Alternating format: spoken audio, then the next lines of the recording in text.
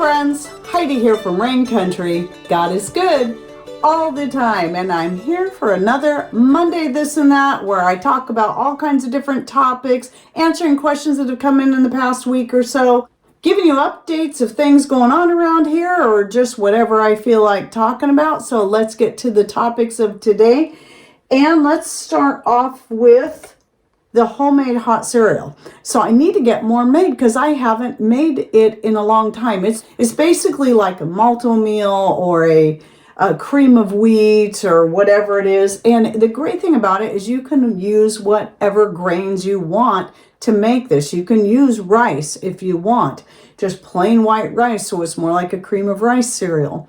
And what I'm going to be using is my 50-50 blend of barley and hard white wheat berries. This is the same blend I use for my flour for bread and so many other things. It's just my basic blend. And I'm going to do that. I'll probably use up the rest of what's in here and then mix up some more and then fill my jar back up, because I keep this jar next to my grain mill for doing that. Now, since my grain mill is set at the perfect setting for a nice fine flour, and I don't want to change that setting if I can help it, or as little as possible, then what I like to do is for this, because you want to grind it up so it's a little more coarse to get that kind of texture, I like to just use my blender. I just throw it in the blender, process it up a little bit at a time. Obviously, if you don't want it too powdery, it's going to be better to do a little bit at a time. Otherwise, you're going to have some that gets really powdery and some that's really coarse, and I want to keep it kind of coarse. And so it's a super, super easy thing to do. Just throw whatever grains you want into your blender, then, process them up and then fill up whatever jar you're going to keep it in. And I did used to have a jar that had a label, and eventually the label got destroyed, but it looked like in this picture here where you can see this old picture of my hot cereal blend, and in the background the jar with the instructions on it. But basically it's just as simple as using a half cup of the cereal and then adding a pinch of salt and 1.5 cups of either water or your milk of choice to cook it in, and then your butter, whatever else once it's cooked. And you just cook it like you do any other hot cereal you buy at the store. I'm going to get this done today because I haven't made it in a while. And the funny thing about this is one of the main ones I was going to mention in the video I did, that came out a couple weeks ago now, I think it is, on the budget-friendly breakfast ideas. This was one of the ones I was going to mention. But the great thing about it is it's also something that can be eaten savory. Like, I do love grits. I don't think of grits as a breakfast, though. That's something I would like to eat maybe as a side with dinner, or even just as my lunch. And I like to eat it savory with a little salt and butter, my favorite way. So anyway, the next thing I want to talk about is again, the dehydrated bone broth. So this represents 4 cups of a very condensed bone broth I had made, turkey bone broth, because this last month during the Feast of Tabernacles, I baked up a turkey, and then I'm going to do it again, obviously, come Thanksgiving. So once I do that and then get that all made up and then dehydrate that, I should be able to top off this jar. And in the description box down below, I'll put the link on how I make my dehydrated bone broth. But before you go to it, just know that this time around, I thought the best idea would be, after I had it done, I went ahead and chilled it. Very, very gelatinous. It wasn't even runny when it chilled. But I also did that so all the fat would float up to the top, and then I could just scoop that off and use it however I wanted. But that way I wouldn't have so much fat in the bone broth itself. That would make it easier for using in various things and less likely to go rancid if I'm working through it and I forget to vacuum seal. Now, usually what I do is just stick it in the freezer when it's an open jar, and then the vacuum sealed jars sit on the shelf in the pantry. And then when I use up the one that out of the freezer, I pull out another one. Either way, taking some of that fat out just does make it easier to use. And it's really a great way to do that. So really what I have here is about 4 cups of bone broth that got reduced down in size to maybe slightly over a cup of dehydrated bone broth. So you just use a little bit at a time, mix it with whatever you want. And if you do like a savory oatmeal or malto-meal type thing or grits, you can just add maybe a tablespoon of that to your mixture, maybe even a teaspoon, whatever sounds good. And that's whatever bone broth you make. Now, just a quick tip. When I make my bone broth, I still don't have a video on how I make the bone broth itself. I simply just, once I strip most of the meat from the bones and all that and take all the skin and everything out, I then just add more water to the pan, and then I actually cook it for 2 to 3 days, usually on my wood stove. And then after that, I strain it out, try to pick out as much stuff as I can. If there's little bits of meat in there, I'm happy with that. I like leaving little bits of meat, especially since I'm going to powder it anyway. It works great. But I also, almost forgot this, I also throw in a splash of homemade wine to the water when I go to cook those bones, because that's going to also help pull those minerals out of the bones and into the broth. And that's part of the point of doing that.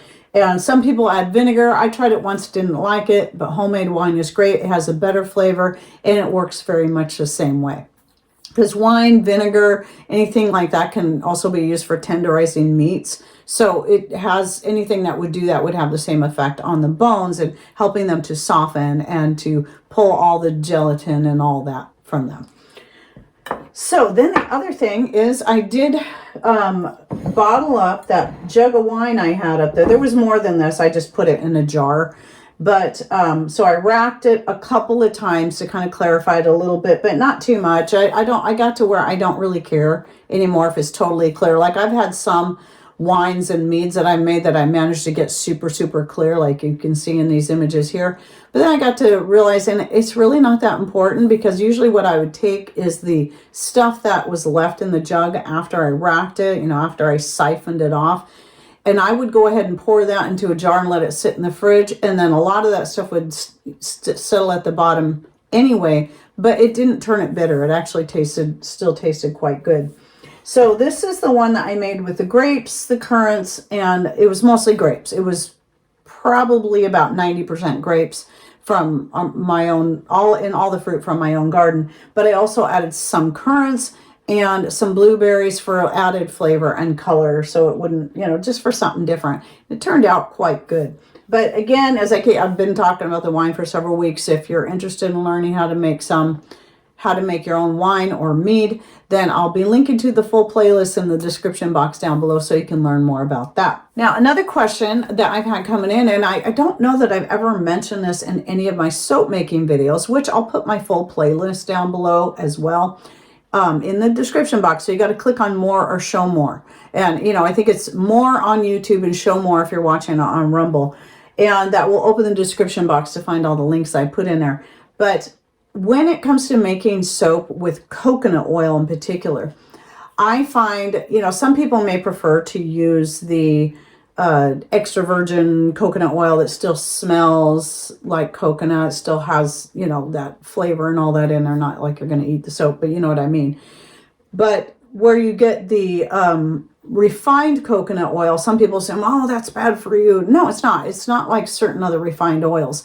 You might miss out on, when it comes to consuming it, you might miss out on some of the benefits, but not all. It's still going to be very good for you, generally speaking. And for making soap, I prefer using the refined, because here's what I found with soap making. First of all, either one's going to be great for soap making. I've used both, but the refined is my favorite to use, because not only is it usually less expensive than the virgin coconut oil, it also sets up faster and a little harder than the virgin coconut oil does, the refined one does. So that one, it makes the process go faster. I like it so much better. Whereas when I use the virgin coconut oil, I feel like it just takes so much longer, like maybe 3 times as long or more.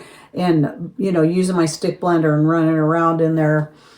So yeah, I definitely prefer that. And now I get to where I add some castor oil to it as well, just because I have all this castor oil and some of the, I have had this jug that isn't organic, and I'm like, I think I'm just going to use this for soap making. So I just throw that in there a little bit to just add even more to the soap. And I usually keep it simple, even though I have recipes out there of adding herbs and stuff. When I'm just making it for us, I like to just keep it simple. I don't add any essential oils. It's just coconut oil, castor oil, and the lye. And of course, if you're using dry lye, you need water for that. So you can check out my soap making playlist if you're totally new to it. And yes, it's one of those things that we're all a little scared of, just like with pressure canning. It's always a scary thing before you finally do it for the first time. And then once you do it for the first time, you realize it's really not that scary. Once you understand how everything works and what the rules are, you just go for it, and it's fun. It's so fun to do. And then just kind of getting creative with your soap making. Like one thing, I've got all these mica powders. So if I was ever get back into soap making for the sake of gifts, I'd start using some of these mica powders where I could add color to the soap that way. There's so many colors out there, and you can add so much to your soaps and make them look more interesting. And then you've got your essential oils to add scent and even some added benefits. Okay, the next thing I want to talk about is sock math. And that is because last week when I was talking about how now Grip 6 is my favorite socks, even though I still love the Darn Tough, I'm finding the Grip 6 are just a better fit for me personally. Everybody's going to have their own personal choice, but I just wanted to share that. Now, both Darn Tough and Grip 6 are made in the US and very, very sturdy, last for years. And that's what I wanted to bring up. And I didn't think to say this in my video last week, is that someone's like, well, I could, $16 a pair. I can get X amount of socks for $16. And it's like, oh, yeah, but unfortunately you're missing the point. You got to do the math on these things. So let's say I can get a pair of cheap Chinese made socks for a couple dollars a pair. Typically for me, because I've always been so hard on my socks, they might last anywhere from 3 to 6 months, depending how often I'm wearing that pair of socks, because I am hard on my socks. And because I'm always up and down on my feet and run around here and there doing stuff all the time. And I always have socks on my feet. That's just the way I am. And so, especially around here, because it's always cold. And so at even the cheapest cost at about $2, it would cost me more to keep buying the cheap socks than to pay $16 a pair for a single pair of socks and have them last for 4 and 5 years. I know that I have pairs that have lasted 5 years at least. I mean, some of them I haven't had for longer than that, so I can't tell you past that. I did have a pair of Darn Tough that did finally get some holes in them, but it took 3 to 4 years, somewhere in there, for them finally to get holes. And that was me wearing that particular pair very consistently. Well, I had 2 pairs. I kept switching off and wearing as consistently as possible so I could really test how long they were going to last. And I've been doing the same thing with some Grip 6 socks to see if I could get the same amount of wear. And so far, they're proving to be just as long life as my Darn Tough, but at a little better price, and for me, a better fit as well. You just got to do your sock math. I mean, if it's worth it for you to pay $2 a pair for a pair of socks, that are going to be made in China. And I'm not saying, that it's impossible to get everything made in the US. That's just the way it is, or everything made in the UK. It's just the way it is. But we still try to do the best we can to buy products made in our own country. And with the socks, that's one thing I can do. I can support a US business and have some US made product, and it's quality and it lasts. So in the long run, I'm definitely getting my money's worth by paying a little bit more for those socks. Now, a couple more things, just more housekeeping type things, related to my channels. And that is, I had somebody asking me about like my photo collaborations, because I have a whole series of photo collaborations I've done with my followers. And they're going to be spread out a lot more. Those videos, even though they're short, they're very, very time consuming to put together. More time consuming than any of my other videos. And if somebody was like, well, how can I submit a photo? Because I just put my last one out on food storage. So people shared their different photos of their food storage ideas or things that they stored. And it was really a great collaboration. And somebody wanted to submit more photos. Well, it's probably going to be at least a year before I do that particular collaboration again, because I do different ones. but I don't know what I'm going to do next, and I don't know when. But in order to stay updated on what the next topic's going to be, and when I'm going to start taking submissions and how to submit those, you need to stay up on my channel. Watch my Monday this and that videos, because that's usually where I make the announcement.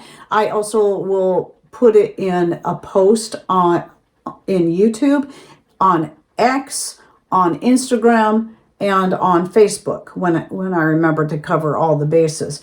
Just to remind everybody, I usually do that when I realize, okay, I really want to get this done. So if you got photos you're going to submit, get them into me right now. So if you want to know what's going on and you want to be a part of them, you got to keep paying attention to the Monday videos, or you may miss it. So anyway, that's it for my this and that for the week. I hope you enjoyed it. Any thoughts, ideas, or even questions on some of the stuff I talked about, please put them in comments down below. And don't forget to check out the links I'll be putting in the description box. And thanks for watching. Take care, and God bless.